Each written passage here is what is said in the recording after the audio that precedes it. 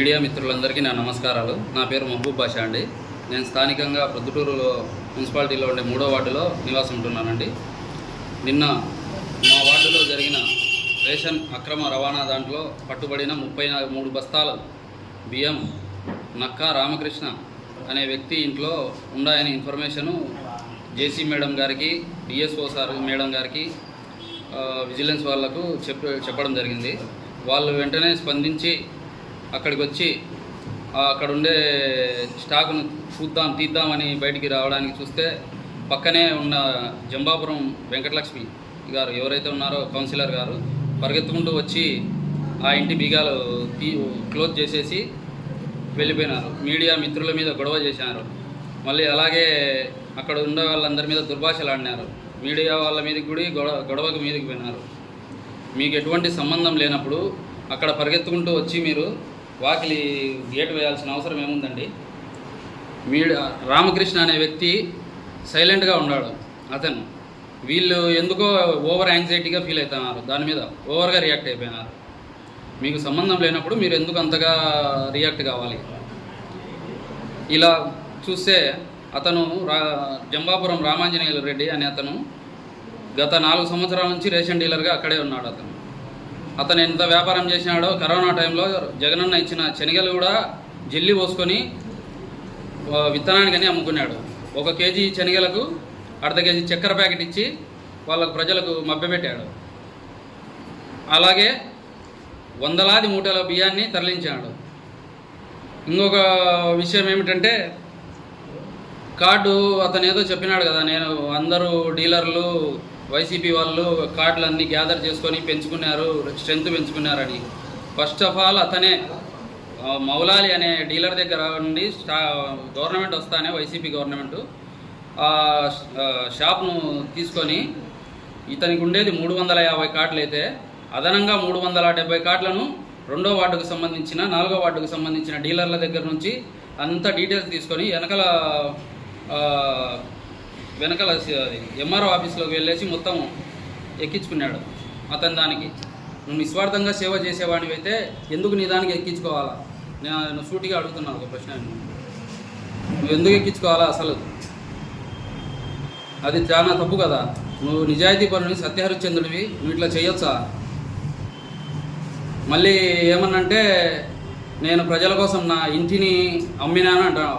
రాజా రామ్మోహన్ రాయ్ లాగా నువ్వేమో అమ్మినావా ఇల్లు? నువ్వు పెన్షన్లు పెట్టిస్తా అని చెప్పి ఒక్కొక్కరి దగ్గర 2000 నుంచి 5000 డబ్బులు తీసుకుని నాకు తెలుసు. రేషన్ కార్డులు తీసుకునింది నాకు తెలుసు. రేషన్ కార్డులకు డబ్బులు తీసుకొని రేషన్ కార్డులు అప్పచెప్పి ఇప్పించింది.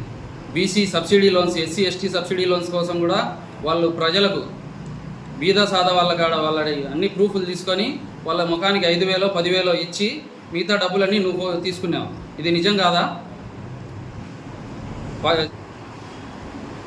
ఏదో నీ చరిస్మాతో గెలిచానంటున్నావు కదా. 2014లో 700 చిల్లర, 2019లో 1200 చిల్లర వచ్చినాయని. మరి ఇప్పుడు ఎందుకు 2024లో 170 వచ్చినాయే? 156-57 బూతులలో 56 ప్లస్ వైసీపీకి. ఆ 58వ బూత్ ఒక్కటి ఓట్లు ఎక్కడంటే అక్కడ ఉండేటి వచ్చి పడి అవైనా నీకు వచ్చినాయి. అది నీ ముఖం చూసి కాదు, గవర్నమెంట్ గాలి వల్ల అట్లా వచ్చి పడింది. అది అంతే. ఏదో నువ్వేదో దగ్గరుండి గెలిపించినట్టు తోచినట్టు చెప్తున్నావు. ఇది ఎంత మటుకు నిజమో చెప్పు. దీనికి నువ్వు నాకు సమాధానం చెప్పాలా? అలాగే చాపాడులో ముస్లిం ఆఫీసర్ మీద ఏసీబీ దాడి చేపిస్తానని చెప్పి అతన్ని బెదిరించింది నిజం కాదా? నీ కడుపున పుట్టిన కొడుకు నాకు పుట్టలేదని చెప్పి 2 సార్లు 2014, 19 ఎలక్షన్లలో నా కొడుకు నాకు లేడు అని చెప్పి మీ తమ్ముడు వాళ్ళ ఇంట్లో వాళ్ళ రేషన్ కార్డులో ఎక్కించి వాళ్ళ బర్త్ సర్టిఫికేట్ అతని పేరు మీద తీసుకొని వచ్చింది నిజం కాదా? ఇది మరి సత్యహరిశ్చంద్రుని అయితే ఇవన్నీ ఎందుకు చేసినావు చెప్పు. రామాంజనేయులు రెడ్డి, నువ్వు ఎందుకు చేసినావో చెప్పు. ఇది కార్డు ఇప్పిస్తా అని చెప్పి రేషన్ కార్డులు డబ్బులు తీసుకున్నావు వీళ్ళ ద్వారా. ఇంకొకటి బీసీ ఎస్సీ ఎస్టీలో ఒకటి వాళ్ళకు ఇప్పిస్తా అని చెప్పేసి వాళ్ళ దగ్గర కూడా నువ్వు డబ్బులు తీసుకొని ప్రయత్నించలేదా? ఇన్సూరెన్స్ వాళ్ళ దగ్గర వాళ్ళు నిన్న నాతో తిరిగే వైసీపీకి సంబంధించిన వ్యక్తులు, నా తమ్ముళ్ళు, మా ఫాలోయర్స్ను ఫోన్లు చేసి నువ్వు బెదిరించలేదా మీ వాళ్ళతో? ఇది ఎంత మటుకు నీకు కరెక్టో చెప్పు. నువ్వు కరెక్ట్ అయితే అందరూ కరెక్ట్గానే ఉంటారు. ఒకరికి ఏళ్ళు ఎత్తి చూపించేటప్పుడు నువ్వు చెప్పినావు కదా, ప్రమాణం చేద్దురండి బంగారెడ్డి రాచమల్లు అని చెప్పి. నేను చెప్పిన ఈ అన్ని విషయాల్లో ఏదైనా సరే అబద్ధం ఉంటే నువ్వు వచ్చి ప్రమాణం చేయి. రా, కాణిపాకం పోదాం. నేను ముస్లిం అయినా కానీ వస్తా నీకోసం కాణిపాకం. రా, ఎప్పుడు పోదామో చెప్పు. నేను ప్రమాణానికి సిద్ధం. నువ్వు ప్రమాణానికి సిద్ధమా? నేను ఇందాకే వచ్చేటప్పుడు మా ఫ్రెండ్స్ చెప్పినారు ఒక విషయం, కాణిపాకం వరసిద్ధి వినాయకుడు చాలా ఫేమస్, చెప్పి బయటకు వస్తానే చచ్చిపోతారు అని. నువ్వన్నా రావాలా బయటికి, నేనన్నా రావాలా, అంతే. దేవాలయం నుండి బయటకు వచ్చేలకు నేను అబద్ధమైతే నాకు తగులుతుంది, నువ్వు అబద్ధమైతే నీకు తగులుతుంది. ముందు గురువిందకు తన నల్లది దానికి కనపడదంట. నీ ఎన్నుండాయో నీ అన్నీ నాకు తెలుసు. రా మళ్ళీ ప్రమాణానికి సిద్ధమైతే. నీ ఇమేజ్కు నీకు మా ఎమ్మెల్యే గారు, మా రాచమల్లి శివప్రసాద్ రెడ్డి గారు, మా బంగారెడ్డి అన్న అవసరం లేదు. రామాంజనేయుల రెడ్డి నీకు నేను చాలు. మా ద్వారా నువ్వు కౌన్సిలర్ అయినావు 2 సార్లు. వాళ్ళు వీళ్ళు వచ్చి కొడతారని చెప్పి భయపడి మా ఇళ్లలో దాచిపెట్టుకున్నప్పుడు తెలీదా? నువ్వు నీ భార్య కొట్లాడి సూసైడ్ చేసుకుంటా అని చెప్పి ముక్తారన్న మిల్లు కాడ పోతాంటే అదే పనిగా పరిగెత్తుకుంటా వచ్చి నేను కాపాడినా. నేను పిలుచుకొని వచ్చిన ఇంటికి, నేను ఇంకొక వ్యక్తి 15 రోజులు నా ఇంట్లో నీకు అన్నం పెట్టినా. ఆ విశ్వాసం కూడా లేదు నీకు. నోటిగాడి తిండి తీస్తాడావు, అందరికీ ప్రజలకు నోరు కొడతాడావు. నీకు ధనార్జనే తప్ప ప్రజాసేవ యాడుంది చెప్పు. దీంట్లో ఒక్కటన్నా నువ్వు ప్రజాసేవ చేసినావా? ఆ ఇంటికాడ కాయలు ఉంటా నేను. ఎందుకు కాయలు ఉంటావు? మచ్చలు ఉంటావు కాయలు.